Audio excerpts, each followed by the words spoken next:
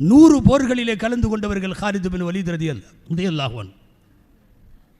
அல்லாஹ்வின் தூதரால் அல்லாஹுவால் சைஃபுல்லாஹில் மஸ்லூல் இறைவனின் வாள் என்று அடையாளம் சூட்டப்பட்ட காலித் பின் வலீத் ரலியல்லாஹு அன்ஹு.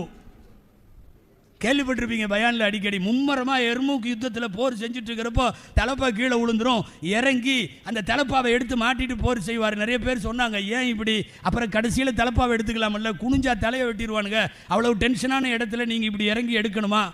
சொன்னார்கள் காலித் பின் வலீத் ரலியல்லாஹு அன்ஹு, உள்ள ஒரு 3 முடி இருக்குது, ரசூலுல்லாஹ்வோட முடி. எங்க? தலப்பாவுக்குள்ள. அது தலப்பால இருந்த வரையும் நான் தோத்ததில்லை.